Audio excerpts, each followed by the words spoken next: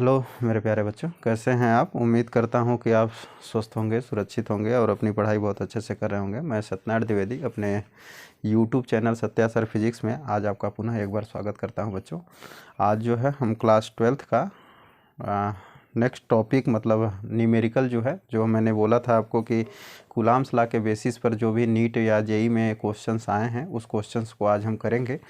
और जितने भी क्वेश्चंस अभी तक कूलाम्स लॉ के ऊपर आए हैं बच्चों, उसको आज जो है में भी हम कंप्लीट कर देंगे। और साथ साथ एससी वर्मा के कुछ इंपॉर्टेंट न्यूमेरिकल भी हम करेंगे। और पूरा कंप्लीट तो करना पॉसिबल नहीं है एक वीडियो में, शायद इसके लिए हमको एक और वीडियो बनाना पड़े। लेकिन आज जितने नीट में क्वेश्चंस आए हैं, मे बी 6 या 7 क्वेश्चंस हैं जो नीट में आए हुए हैं कूलाम्स लॉ के ऊपर, उसको हम आज कंप्लीट करेंगे।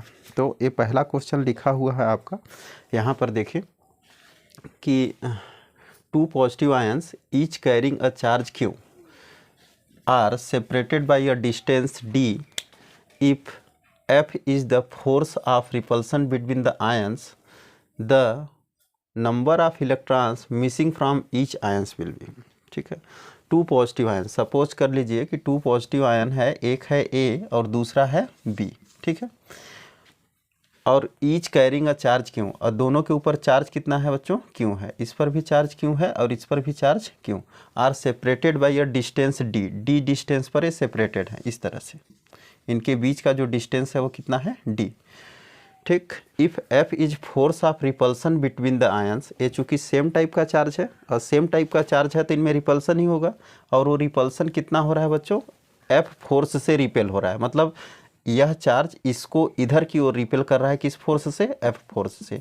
और सेम A वाला चार्ज इसको जो है B आयंस को इधर रिपेल कर रहा है F फोर्स से। Number of electron missing from each ion, each ion से, प्रत्येक आयन से कितना नंबर ऑफ इलेक्ट्रॉन मिसिंग हुआ। तो आप इसमें यदि कूलाम्स लॉ अप्लाई करें इस पर बच्चों, तो कूलाम्स लॉ के according F is equal to K Q1 Q2 divided by R square, यही तो होता है। अब Q1 और Q2 दोनों क्या हैं, Q। तो यदि आप यहाँ रख देंगे तो क्या हो जाएगा, K Q into Q divided by R square is equal to K Q square by R square. ठीक, अब यदि आप इसमें पुट करना चाहें बच्चों K की वैल्यू, तो K की वैल्यू क्या होती है, 1/4 pi epsilon not Q square by R square. ये तो कूलाम्स लॉ हो गया, इनके बीच में लगने वाला फोर्स हो गया। हमको क्या निकालना है, number of electron missing from each ion, each ion से कितने नंबर ऑफ इलेक्ट्रॉन मिसिंग है। तो हमको पता है कि जो नंबर ऑफ इलेक्ट्रॉन्स निकालने के लिए हमको Q बराबर NE, Q बराबर NE, E क्या है, E है आपका इलेक्ट्रॉन और N क्या है, नंबर्स, कितने इलेक्ट्रॉन्स निकले वह N नंबर ऑफ इलेक्ट्रॉन्स को बताता है। और ये Q क्या है, चार्ज। तो charge is equal to N into E। N क्या है, नंबर ऑफ इलेक्ट्रॉन, यही निकालना है हमको, N की वैल्यू निकालना है। तो ये Q के जगह पे हम N इंटू E रख देंगे।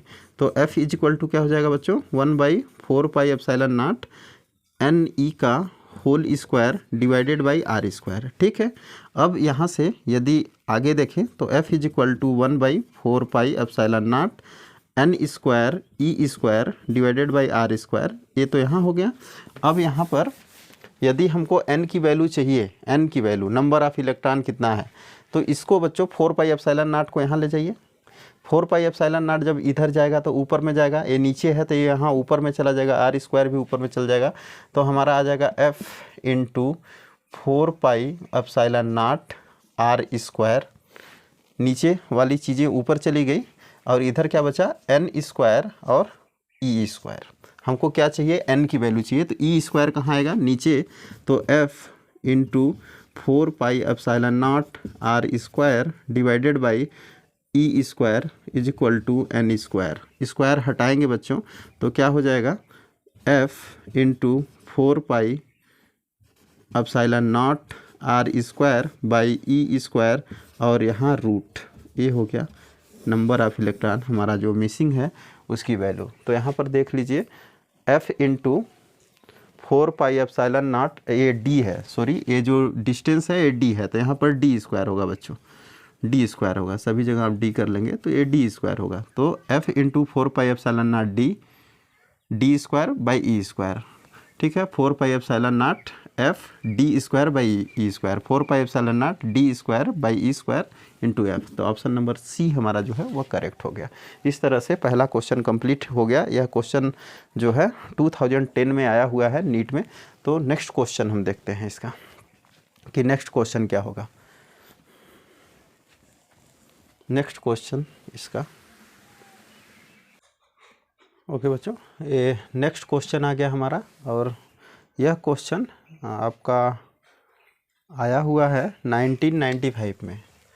1995 का एक क्वेश्चन है। और यह क्वेश्चन क्या है, a charge Q is placed at the centre of the line joining two exactly equal positive charge Q. एक चार्ज क्यू है, इसको प्लेस कर दिया गया है कहाँ, two equal positive charge Q के लाइन ज्वाइनिंग के मतलब सेंटर में। आप मान लीजिए कि यहाँ पर एक चार्ज है क्यू, ठीक है, टू पॉजिटिव चार्ज क्यू है, एक प्लस क्यू यहाँ है और एक प्लस क्यू यहाँ है। और इसका जो सेंटर है, इसका लाइन ज्वाइनिंग जो है यही है, इसके सेंटर में एक चार्ज प्लेस कर दिया गया है क्यू, ठीक है। A charge Q is placed at the centre of line joining two exactly equal positive charge Q, ठीक है। इसके सेंटर में हम प्लेस कर दिए हैं। मतलब कि यदि इस डिस्टेंस को हम 2x ले लें यहाँ से, पूरा ये डिस्टेंस बच्चों, तो ये जो डिस्टेंस होगा, यदि ये सेंटर में है तो ये डिस्टेंस x होगा यहाँ से, और ये भी डिस्टेंस क्या होगा, x होगा, ठीक। अब क्या बोल रहा है कि the system of 3 charge will be in equilibrium. यह तीनों चार्ज जो है वह इक्विलिब्रियम में कब होंगे, मतलब इक्विलिब्रियम में कब होंगे। मतलब ये पूछ रहा है कि if Q is equal to, Q की वैल्यू क्या हो कि यह तीनों चार्ज जो है वह किस में हो, इक्विलिब्रियम में हो। तो इक्विलिब्रियम में होने के लिए इन तीनों इस चार्ज क्यू को कितना होना पड़ेगा। तो इक्विलिब्रियम का कंडीशन ये है कि नेट फोर्स आप निकाल लीजिए किसी भी चार्ज पर, इस पर निकाल लीजिए चाहे इस पर निकाल लीजिए, नेट फोर्स 0 आना चाहिए। इक्विलिब्रियम का कंडीशन यही है कि नेट चार्ज ऑन क्यू क्या होना चाहिए, विल बी 0। फॉर इक्विलिब्रियम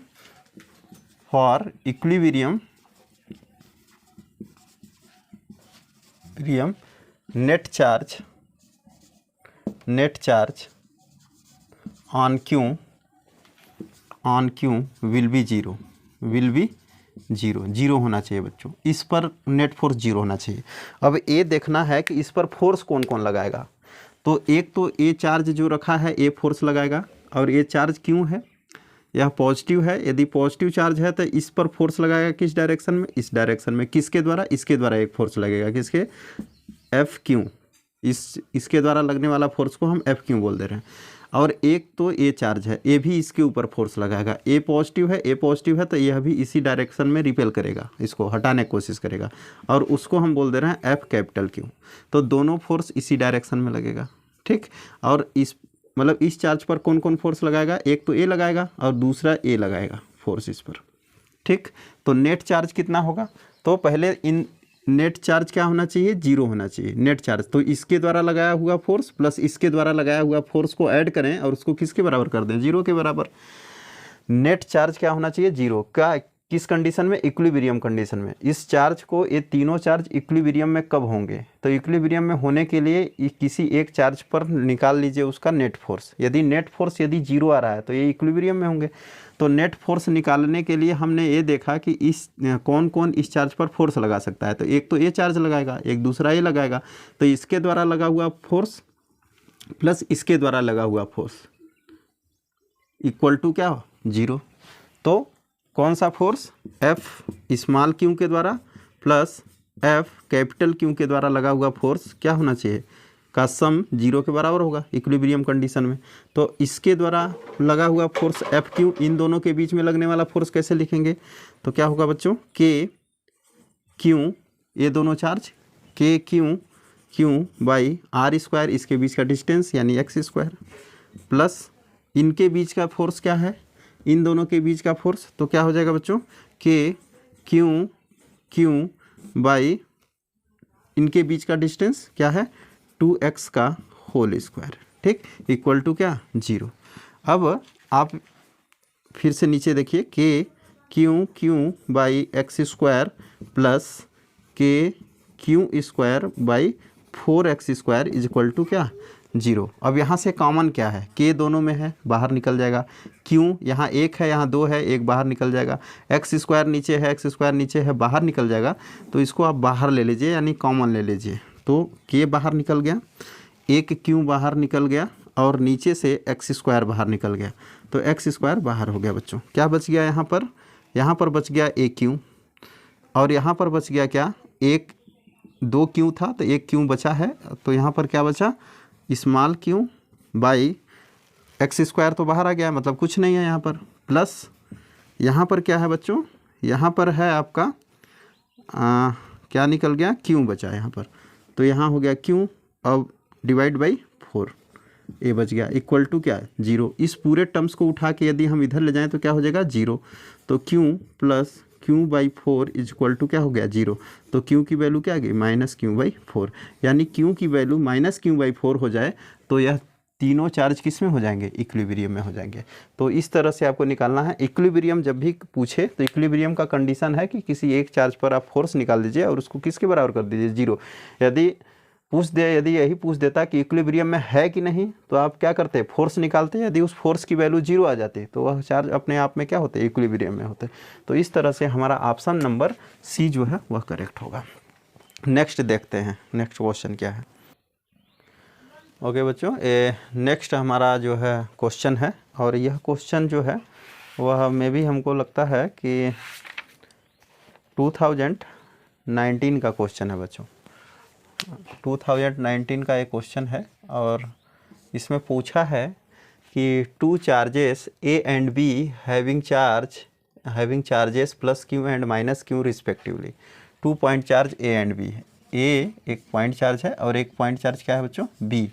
और इस पर चार्ज क्या है, एक पर है प्लस क्यू और इस पर क्या है, माइनस क्यू। ठीक, are placed at a certain distance apart, मतलब सर्टेन डिस्टेंस पर ये रखे हुए हैं। हम मान लेते हैं कि वह डिस्टेंस क्या है, एक्स ले लेते हैं, एक्स डिस्टेंस पर है हम, ठीक, apart. And force acting between them is F, इसके बीच में जो फोर्स लग रहा है वो क्या है, एफ। तो पहले इसके बीच में फोर्स लगेगा कितना, पहले इसको लिख लो। तो फोर्स इसके बीच में कितना लगेगा बच्चों, के Q1 Q2 divided by R square, यही तो होता है। तो क्या लिखेंगे, के Q1 की वैल्यू भी क्यों और Q2 की वैल्यू माइनस क्यों। तो हम मैग्नीट्यूड को लेंगे, इसके साइन को नहीं लेंगे, मतलब इसके जो चार्ज हैं, चार्ज के जो है पॉजिटिव और निगेटिव साइन को ना लेके हम उसके केवल मैग्नीट्यूड को। तो इसका मैग्नीट्यूड क्यों, इसका भी क्यों। तो क्या हो गया बच्चों, Q square divided by R square, ये हो गया हमारा इक्वेशन। इतना फोर्स लगेगा। अब क्या बोल रहा है कि if 25% charge of A is transfer to B, A का 25% चार्ज बी को ट्रांसफ़र हो जा रहा है, तब पूछ रहा है कि तब फोर्स कितना होगा। तो ए पर अभी चार्ज कितना है, क्यों। अब ए का कितना परसेंट ट्रांसफ़र होगा बच्चों, 25% चार्ज। तो 25% charges of A is transfer to B. Now 25% charges of A किस पर ट्रांसफ़र हो रहा है, ट्रांसफर्ड टू बी, बी पर ट्रांसफ़र हो जा रहा है बच्चों। तो अभी कितना है क्यू पर, अभी ए पर कितना है बच्चों, चार्ज क्यू है, ठीक है। अब यदि इसका 25%, तो पहले क्यू का 25% होगा कितना, तो 25% क्यू का 25/100 यानी कितना, Q by 4। Q by 4 charge इसका कहाँ ट्रांसफ़र हो जा रहा है, बी पर। यहाँ से कितना चार्ज निकल रहा है बच्चों, क्यू बाई 4 चार्ज निकल के कहाँ ट्रांसफ़र हो रहा है, यहाँ पे। तो यहाँ से क्यू बाई 4 निकला तो इसमें से क्यू बाई 4 कम हो गया होगा और यहाँ पर क्यू बाई 4 बढ़ गया होगा। तो न्यू चार्ज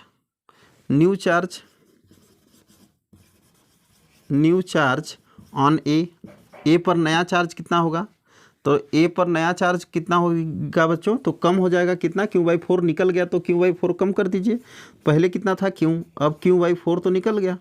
तो अब जो चार्ज आएगा यह होगा 4Q माइनस क्यू, इसका क्रॉस मल्टीप्लिकेशन यहाँ हो गया, तो 4Q minus Q by 4 is equal to आपका आ गया 3Q बाई 4। ये चार्ज हो गया ए पर, यानी ए पर अब जो चार्ज आएगा वो प्लस 3Q बाई 4 हो गया, ठीक है। और अब बी पर देख लेते हैं कि बी पर कितना होगा। ये तो ए का चार्ज हो गया, बी का चार्ज कितना होगा, तो बी पर यही Q/4 जाके ऐड हुआ होगा, तो charge on B, charge on B, B पर चार्ज कितना हो गया बच्चों, तो -Q पहले से था और जाके ऐड हो गया Q/4, तो कितना हो गया -4Q + Q, एक क्रॉस मल्टीप्लिकेशन इसका हुआ और डिवाइडेड बाई क्या 4, तो -4Q में से Q + Q एक क्या हुआ सब्ट्रैक्ट हो गया, तो -3Q/4, ठीक है, तो -3Q/4 हो गया यहाँ पर, -3Q/4, और इस पर हो गया चार्ज भी। अब इनके बीच का डिस्टेंस तो अभी भी x है। अब नया फोर्स क्या होगा, तो न्यू फोर्स को हम F' कह दे रहे हैं, तो F' क्या हो गया, तो F' फिर वही फार्मूला K Q1 Q2, तो अभी Q1 की वैल्यू कितनी है बच्चों 3Q/4, और Q2 की वैल्यू माइनस को मत लीजिए 3Q/4, Q1 Q2 divided by उसके बीच का डिस्टेंस x²। अब आप देखिए कि 3 का 3 9 और 4 4 जा 16, और Q का स्क्वायर Q² और डिवाइडेड बाई बच्चों क्या x²। यदि आप 9/16 को किनारे ले लें एक साइड में, तो 9/16 ये हो गया, और ये हो गया बच्चों Q²/x²। अब एक Q²/x², ये देखिए ये किसकी वैल्यू है f की, तो F' क्या हो गया, F' 9/16 f हो गया, 9/16 f हो गया। ऑप्शन नंबर क्या हो गया डी हमारा करेक्ट हो गया।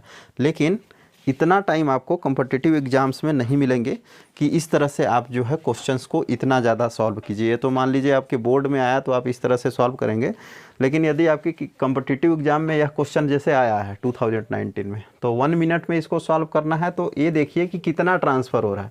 पहला कंडीशन ये है कि जब ट्रांसफ़र हो रहा है तो दोनों चार्ज अपोजिट होना चाहिए, अपोजिट है, और कितना परसेंट, यदि 25% ट्रांसफ़र हो रहा है तो कितना ट्रांसफ़र हुआ, तो Q/4 हुआ, ये निकाल लीजिए। उसके बाद बचा कितना, तो बचा ए, इतना तक ही निकाल के आप जो इसके साथ है मैग्नीट्यूड दिया हुआ है बच्चों, ये 3/4 दिया है, इसका स्क्वायर कर दीजिए, तो यहाँ क्या हो जाएगा 9/16, और उसके साथ जो पहला फोर्स है उसको आप जोड़ दीजिए, वही आएगा। जैसे मान लीजिए कि सपोज दैट अभी कितना ट्रांसफ़र हुआ था 25%, यदि बोल देता कि 50% ट्रांसफ़र हो गया, तो 50% ट्रांसफ़र होता तो ए की वैल्यू क्यों थी, और यदि 50% ट्रांसफ़र की बात करता तो हम क्या निकाल देते हैं क्यू का 50/100, यानी कितना Q/2 ट्रांसफ़र हो गया। तो यदि यहाँ से Q/2 ट्रांसफ़र हो जाता 50% के केस में हम बात कर रहे हैं, तो यहाँ बचता कितना बच्चों, यहाँ बचता कितना Q/2 बच जाता। तो Q/2 जो बचा, इसी में इसका मैग्नीट्यूड क्या है 1/2 इंटू Q, ऐसे लिख सकते हैं। तो 1/2 का स्क्वायर कर दीजिए, क्या आएगा 1/4 इंटू F, जो है उसके बीच का फोर्स हो जाएगा, मतलब जो फोर्स पहले था उसका 1/4 टाइम बचेगा। तो आपको करना क्या है, आपको डायरेक्ट बचा कितना चार्ज, ये बचा 3Q/4, तो इसका मैग्नीट्यूड ले लीजिए 3/4, इसका स्क्वायर कर दीजिए, तो क्या आ गया 9/16, और उसके साथ क्या है पहले वाला फोर्स को आप लिख दीजिए, वही हो जाएगा, इतना ही फोर्स जो है बचेगा। तो यदि 50% के केस में कितना फोर्स हो जाएगा, यदि चार्ज ट्रांसफ़र हो गया 50% तो पहले फोर्स का 1/4 हो जाएगा। तो इस तरह से आप जो है एग्ज़ाम में इसको सॉल्व कर सकते हैं। यहाँ तक सॉल्व करने की ज़रूरत नहीं है, जो बचा उसी से आप पता लगा सकते हैं कि कितना फोर्स होगा उसके बीच में, ठीक है। लेकिन यह तभी पॉसिबल होगा जब यह चार्ज अपोजिट हो, एक पॉजिटिव हो एक निगेटिव। यदि दोनों पॉजिटिव हैं तो उस केस में आप ऐसे नहीं कर सकते, तब सॉल्व करना पड़ेगा। सॉल्व करने का यही तरीका है। तो आई होप आपको क्लियर हो गया होगा। नेक्स्ट क्वेश्चन देखते हैं बच्चों क्या है। जो नेक्स्ट क्वेश्चन है, the acceleration of an electron due to the mutual attraction between the electrons.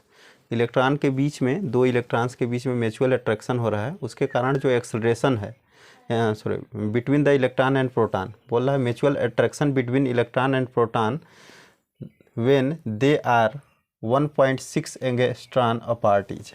यदि एक इलेक्ट्रॉन और एक प्रोटॉन जो है वह कितना पर रखे गए हैं बच्चों, 1.6 एंगस्ट्रॉन के बीच में रखे गए हैं, और उसमें एक्सेलरेशन पूछ रहा है कि यदि वो मूव कर रहे हैं तो उनमें एक्सेलरेशन क्या होगा। तो जैसे एक इलेक्ट्रॉन है और एक आपका प्रोटॉन है, और इनके बीच का जो डिस्टेंस है वो है 1.6 एंगस्ट्रॉन का डिस्टेंस, ठीक है। और बोल रहा है कि इसमें एक्सेलरेशन का वैल्यू निकालने की, एक्सेलरेशन क्या होगा। तो ये देखिए कि यहाँ पर जो इलेक्ट्रॉन है इस पर चार्ज होता है कितना, प्लस 1.6 इंटू 10⁻⁹ कूलाम के बराबर होता है। और सेम चार्ज इस पर भी होता है, सॉरी यहाँ पर माइनस में होता है और यहाँ पर प्लस में होता है 1.6 इंटू 10⁻⁹ कूलाम, ये चार्ज होता है। लेकिन दोनों पर मैग्नीट्यूड की यदि बात करें तो सेम मैग्नीट्यूड का चार्ज होता है। तो इस पर पहले हम देखते हैं कि फोर्स कितना लगेगा। इलेक्ट्रॉन और प्रोटॉन जब इतना ही डिस्टेंस पर रखे गए हैं तो इनमें फोर्स कितना होगा। तो फोर्स बच्चों जो होगा वह होगा Q1 Q2 divided by R²। के की वैल्यू होती है 9 इंटू 10⁻⁹, ठीक है, ये आपको याद होगा। और Q1 Q2 जो है ये आपकी वैल्यू दी है, तो ये ई की वैल्यू होती है, तो आप क्या लिख दीजिए E² डिवाइडेड बाई R, यानी 1.6 इंटू 10⁻⁻, एंगस्ट्रॉन में है बच्चों तो उसको मीटर में बदल दीजिए। 10⁻⁻10 जो है यह मीटर हो गया और ये मीटर में इसका स्क्वायर कर दीजिए, क्योंकि एंगस्ट्रॉन को मीटर में बदल देंगे तो 1 एंगस्ट्रॉन इज इक्वल टू क्या होता है, 10⁻⁻10 मीटर होता है। तो इस तरह से आप जो है वैल्यू पुट कर दीजिए। अब F क्या है, force. Force is equal to क्या होता है बच्चों, F इज इक्वल टू क्या होता है, M इंटू ए, ठीक है, M इंटू ए। तो यह जो है मास इंटू एक्सेलरेशन। अब मास ऑफ इलेक्ट्रॉन दिया है तो यहाँ पर F की वैल्यू जब हम M ए लिखे हैं, M mass of electron into acceleration, acceleration पूछ रहा है ना, एक्सेलरेशन ऑफ एन इलेक्ट्रॉन, तो mass of electron into acceleration of electron is equal to 9 into 10⁻⁹ into E² divided by 1.6 into 10⁻⁻10 का क्या बच्चों, होल स्क्वायर। ठीक, यहाँ से एक्सेलरेशन निकालना है हमको, तो ए इज इक्वल टू क्या हो जाएगा, 9 इंटू 10⁻⁹ इंटू ई की वैल्यू पुट कर दीजिए 1.6 इंटू 10⁻⁻19 का होल स्क्वायर और डिवाइडेड बाई आपका मास ऑफ इलेक्ट्रॉन दिया है 9 इंटू 10⁻31 इंटू, ये मास नीचे चला गया यहाँ पर तो यहाँ लिख दिए हम, और इंटू 1.6 इंटू 1.6 इंटू 10⁻⁻10 का होल स्क्वायर। ठीक, ये हो गया बच्चों, 9 से 9 कैंसिल हो गया। ठीक, देखिए क्या बचा, 10⁻9 इंटू, या तो ऐसे लिख दीजिए 10⁻9 इंटू 1.6 इंटू 1.6 इंटू स्क्वायर है इसका तो 2 टाइम्स लिख दिए, और 10⁻⁻19 का स्क्वायर कितना हो जाएगा बच्चों, 9-38 डिवाइडेड बाई, यहाँ पर यदि हम बात करें तो 10⁻31 तो है ही, यहाँ पर भी वैसे ही हम इसका स्क्वायर लिखेंगे 1.6 इंटू 1.6 इंटू 10⁻⁻20, ये हो गया, तो 1.6 से कैंसिल हो गया। ठीक है, और जो है आगे हम इसमें कैसे सॉल्व करेंगे, आगे जब हम इसमें सॉल्व करेंगे बच्चों तो क्या बचा, यहाँ से ऊपर वाला पावर को जोड़िए, तो 10⁻9 और 10⁻⁻38, तो ये आएगा कितना, तो ये आएगा 10⁻⁻29। ठीक, और नीचे में -38 और 10⁻⁻31 और 10⁻⁻20, तो कितना हो गया, 10⁻51। ठीक है, अब इसको यदि ऊपर ले जाएंगे तो 10⁻⁻29 प्लस 51, ये कितना आ जाएगा बच्चों, 10⁻22 आ जाएगा। तो ये हमारा जो है 10⁻22, ये ऑप्शन नंबर हमारा क्या, डी करेक्ट है। यह हमारा एक्सेलरेशन की वैल्यू आई, A is equal to 10⁻22 metre per second square. इस तरह से आप जो है निकाल सकते हैं। तो ये हमारा कब आया था, ये 2020 फेज सेकेंड का क्वेश्चन है, 2020 में आया हुआ क्वेश्चन है, 2020 का क्वेश्चन है, फेज सेकेंड में आया हुआ है। नेक्स्ट क्वेश्चन देखते हैं हम।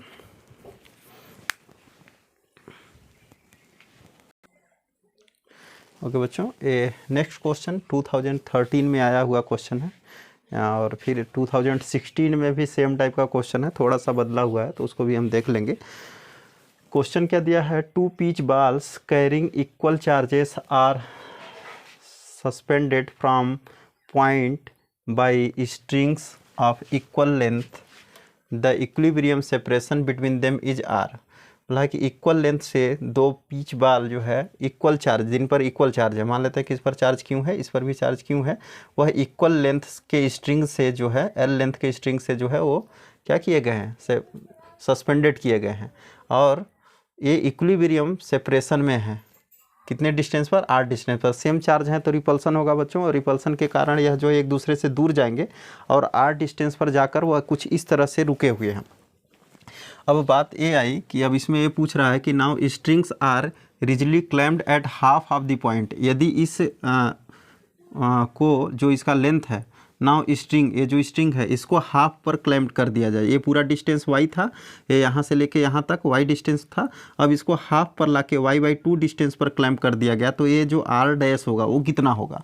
यदि हम इसको हाफ पर लाकर क्लैम्प कर दें, मतलब कि आधा डिस्टेंस y/2 डिस्टेंस पर लाकर, ऊपर से y/2 डिस्टेंस नीचे लाकर यदि हम क्लैम्प कर दें तो ये जो डिस्टेंस होगा r डैश, उसमें क्या चेंजेस होंगे? तो हम इसको देखे थे इस तरह का, मतलब हमने एक कूलम्ब्स लॉ का एप्लीकेशन है बच्चों। यह एंगल हम मान लेते हैं कि ये थीटा है और ये भी एंगल क्या है? थीटा है, दोनों क्योंकि इक्वल होगा। अब यहाँ से यदि आप बात करें कि बच्चों इस पर क्या लगेगा? टेंशन। किस डायरेक्शन में? इस डायरेक्शन में, इधर टेंशन लगेगा, ठीक है। तो इस टेंशन में एक नीचे की ओर फोर्स क्या था बच्चों? mg।